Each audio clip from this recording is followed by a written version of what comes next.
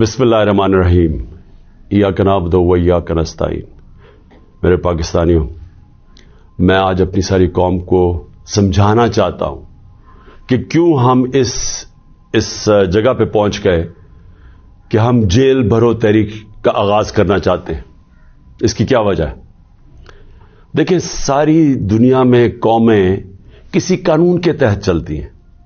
قانون کیا ہوتا ہے؟ وہ آئین فیصلہ کرتا ہے کہ کیا قانون میں جائز ہے اور کون سی چیز ناجائز ہے.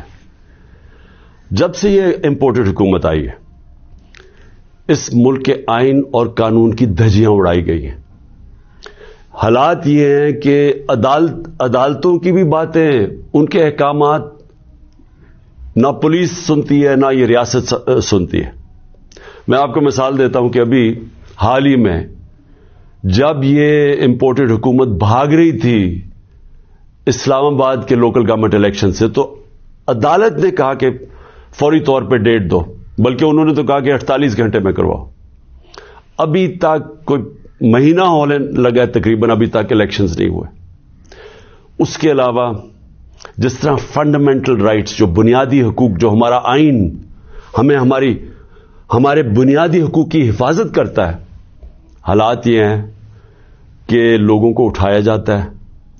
کتنے لوگوں کو، سوشل میڈیا کے لوگوں کو اٹھایا گیا، ان کو تشدد کیا گیا ان کے اوپر، صرف اس لیے کہ ان کی کوئی ٹویٹ تھی، اس کے اوپر اٹھایا گیا، تشدد کیا گیا. ابھی تک کئی ایسے لوگ ہیں جنہوں نے جس طرح کا تشدد کیا گیا، ابھی تک ان کا ذہنی توازن ٹھیک نہیں ہوا.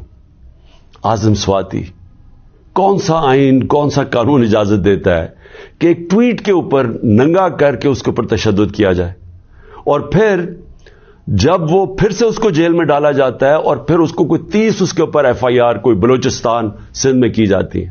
شیخ رشید، آئین اس کو عدالت اس کو ضمانت دیتی ہے، اس کے باوجود اس کو اٹھا کے لے جاتے ہیں اور اس کے اوپر کیسز سندھ اور بلوچستان میں کر دیتے ہیں.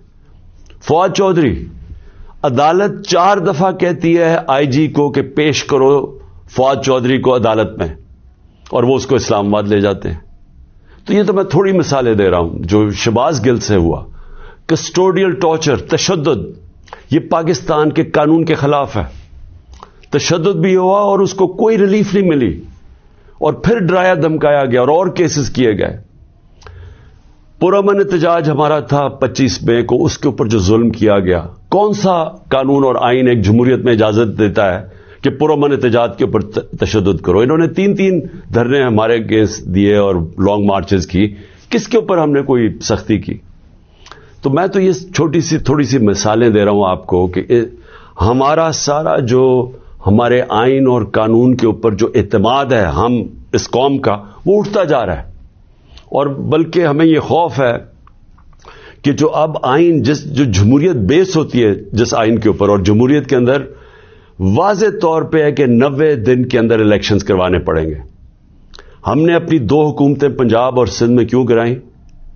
ڈیزالو کی خود کوئی ایسے نہیں کرتا.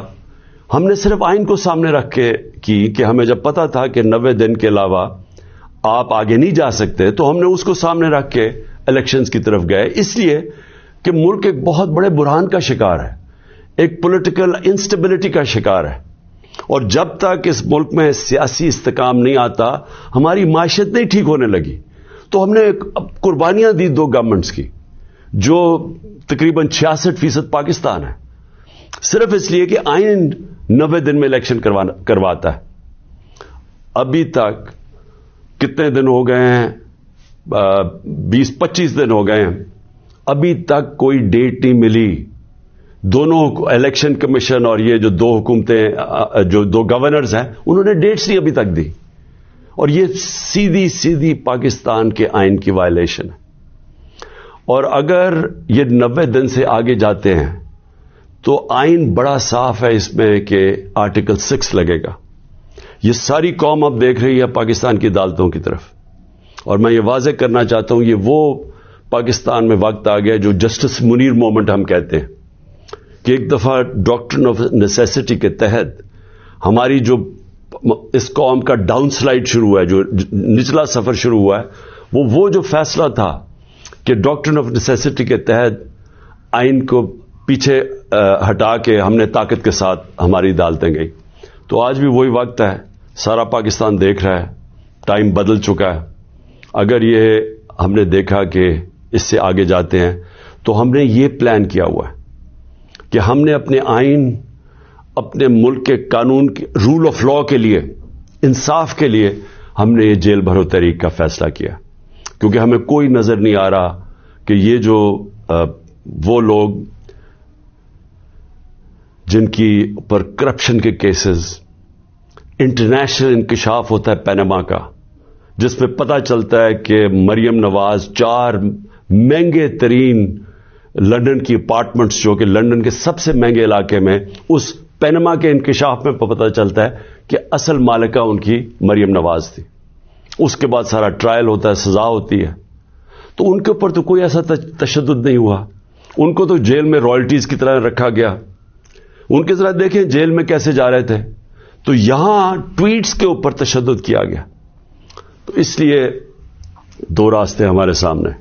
ایک راستہ یہ ہے کہ ہم توڑ پھوڑ کریں, انتشار پھیلے گا ملک میں, سڑکیں بند کریں, پتھراؤ کریں, پہیا جام سٹرائک کریں. تو ملک کے تو آگے حالات وہ ہیں, پاکستان کی تاریخ میں معیشت ادھر تک نیچے نہیں پہنچی جو انہوں نے پہنچائی ہے, اور یہ ہم سب کو پتا تھا ہونا ہی ہے.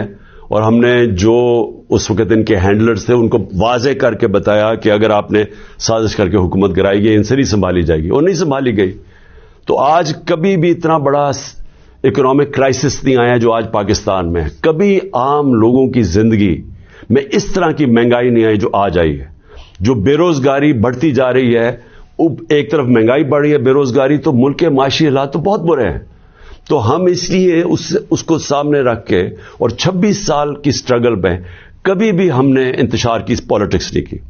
لہذا یہ پرامن طریقے کا احتجاج ہے جیل بھرو تحریک. میں آج اپنے سارے کارکنوں کو, بلکہ میں تو پاکستانی عوام کو بھی یہ کہتا ہوں کہ یہ اس وقت آپ پالیٹکس نہیں کر رہے, آپ اپنے ملک کے لیے جہاد لڑ رہے ہیں, حقیقی آزادی کی جنگ لڑ رہے ہیں. میں آج آپ سب کو کہوں گا کہ میرے اپنے کارکنوں کو کہ جو ہمارے ضلعی صدر ہیں, ڈسٹرکٹ پریزیڈنٹس جو ہیں, ان کے اوپر رجسٹریشن شروع کریں کہ جنہوں نے ہم پہلے ہر پاکستان کے شہر میں ہم جیل بھرو تحریک شروع کریں گے. تو پہلے میں چاہتا ہوں کہ والنٹیئرز اپنی رجسٹریشن کریں, اور اس کے بعد میں پھر آپ کو ڈیٹ دوں گا کس دن ہم نے جیل بھرو تحریک کا آغاز کرنا ہے, اور اس کی چند دنوں کے اندر ہوگی. اور اس لیے میں چاہتا ہوں کہ جلدی جلدی آپ اپنی آپ جو رضاکار ہیں وہ سامنے آئیں. اور انشاءاللہ میں یہ سمجھتا ہوں کہ یہ جو ہماری تحریک ہے, اس سے ہم وہ چیز حاصل کرنا چاہتے ہیں جو پاکستان کو ایک حقیقی آزادی بھی دے گا, اور حقیقی آزادی کا مطلب حقیقی جمہوریت وہ بھی دے گا. اور وہ انشاءاللہ وہی ایک پاکستان کو ایک وہ جمہوریت جدھر رول آف لا ہے, جدھر قانون کی حکمرانی ہے, وہی پاکستان کو اس دلدل سے نکالے گا. شکریہ.